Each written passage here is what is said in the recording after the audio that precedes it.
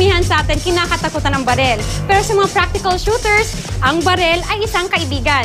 Kaya mga kapuso, samahan niyo ako mag-gun shooting kasama ang expert na si Jethro Junicio. Pagdating sa shooting, siya ang nangunguna. Hindi lang sa Pilipinas, kundi sa buong mundo. Kapag ginalabit na niya ang gatilyo, siguradong hindi magmimintis ang mga bala nito. Ako po si Jethro Junicio, 6-time speed shooting champion.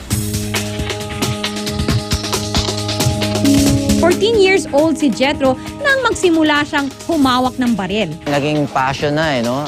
Talagang hilig ko nung bata pa. Even nung pumapasok ako, pag uwi ko, wala na akong kundi baril. No? Pagkatapos lang ng 3 taon, sumali na siya sa kanyang unang international competition at naging world champion. Nag-world champion ako nung 17 years old ako. Ito yung Steel Challenge, no?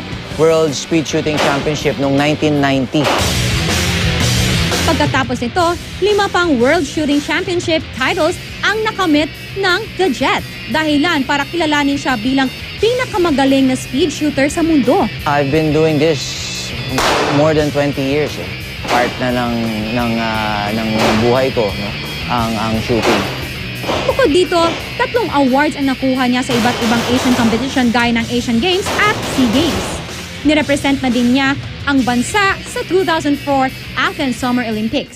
Ngayon, maswerte ako't ibumunyag ng maestro sa larangan ng speed shooting na si Jethro ang kanyang mga sikreto.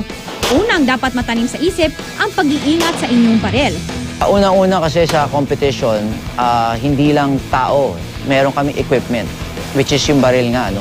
So kapag nag-malfunction yung baril, damay ang competitor. Hindi mo matatapos kumbaga yung isang course kung may malfunction. Pinakitaan kaagad ako ni Jethro kung paano mag-dismantle ng baril sa loob ng 5 seconds.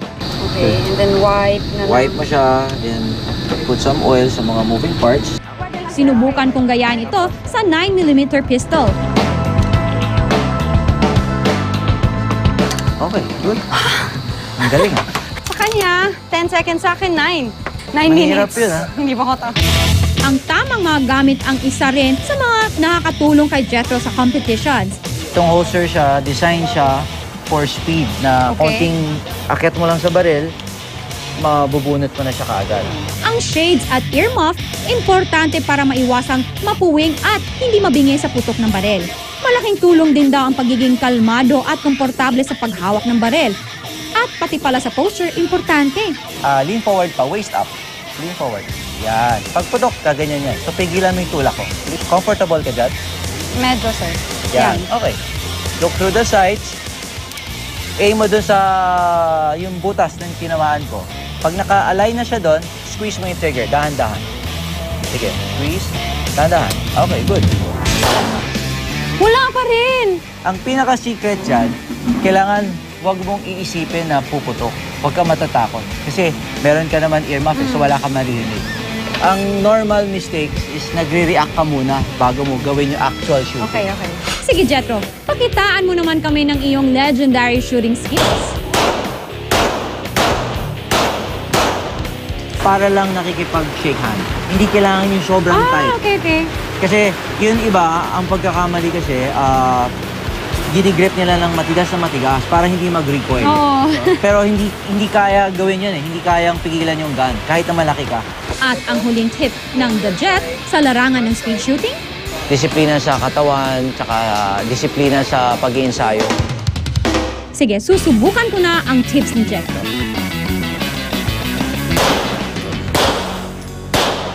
Yan. 6 shots, pasok lahat. For the first time, hindi madali yung ginawa mo. Kaya very good, no? For a first timer. Kung interesado kayo sa sport na shooting, kailangan medyo handa rin kayo sa inyong bulsa. Para sa isang pistol kasi, nagsisimula ang presyo sa 10,000 pesos hanggang 50,000 pesos. Bukod dito, kinakailangan mong bumili ng bala at magrenta ng isang shooting range para makapag-ensayo. Compare natin sa ibang sport, no, makukonsider natin na mas mahal siya. Kasi nga, meron tayong equipment na binibilang dyan. Tsaka yun, bala, consumable eh. Every time na pinutok natin to, wala na. So, kailangan mo na lang bumili lagi ng bala na pang-practice. Ang sport na speed shooting hindi madali at hindi mura. Pero dito, masubukan talaga ang iyong dedikasyon, pasensya at disiplina. Kaya sa kinikilalang pinakamagaling na shooter sa mundo, saludo kami sa iyo, Jethro.